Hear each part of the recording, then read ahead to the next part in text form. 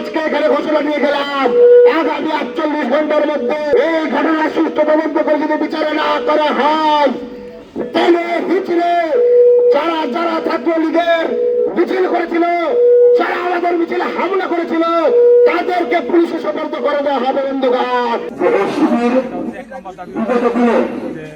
কিভাবে রক্ষাটা রাজনীতি ক্যাম্পাসে পরিচালনা করেছিল, আবার সেই রক্ষাটা রাজনীতির পুনরাবৃত্তি ঘটাচ্ছে।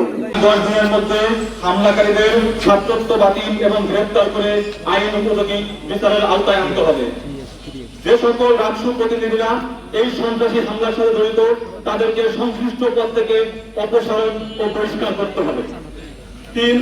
বিশ্ববিদ্যালয় প্রক্টর অফিসে রাষ্ট্রের সদস্যদের বিরুদ্ধে শিক্ষার্থীকে মারধরের যে অভিযোগ উঠেছে, তার সুষ্ঠু, নিরপেক্ষ ও স্বচ্ছ তদন্ত করে দোষীদের বিরুদ্ধে দ্রুত ব্যবস্থা নিতে হবে।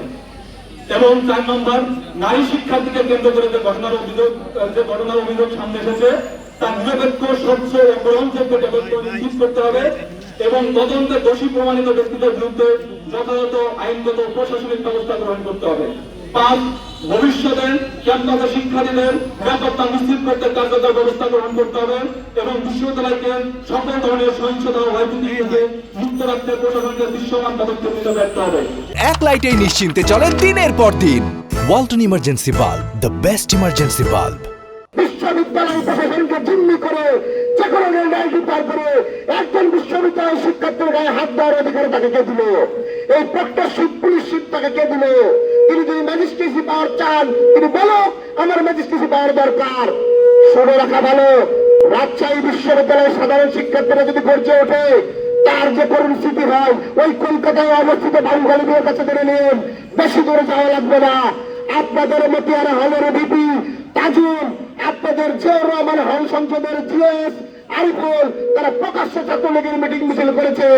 আজকে এখানে ঘোষণা নিয়ে গেলাম, আগামী 48 ঘন্টার মধ্যে এই ঘটনা সুষ্ঠু তদন্ত করে যদি বিচারে না করা হয়, তাহলে মিছিলে যারা যারা ছাত্রলীগের মিছিল করেছিল, যারা আমাদের মিছিলে হামলা করেছিল, তাদেরকে পুলিশে সোপর্দ করে দেওয়া হবে। বন্ধুগণ, আপনারা জানেন যে এই শিবির বিগত দিনে কিভাবে রক্ষাটা রাজনীতি ক্যাম্পাসে পরিচালনা করেছিল, আবার সেই রক্ষাটা রাজনীতির পুনরাবৃত্তি ঘটাচ্ছে শিবির ক্যাম্পাসে। কিভাবে আমাদের ভাইদের উপরে হামলা চালিয়েছে, তথ্য অফিস থেকে মারতে মারতে রাষ্ট্র ভবনে নিয়ে গেছে, রাষ্ট্র ভবন থেকে মারতে মারতে সেন্ট্রাল লাইব্রেরির মধ্যে নিয়ে এসেছে, সেন্ট্রাল লাইব্রেরির মধ্যে নিয়ে এসে নির্মমভাবে মেরে তাদেরকে তখন পুলিশ বাহিনী প্রক্টর অ্যাম্বুলেন্সে তুলে দিয়েছে।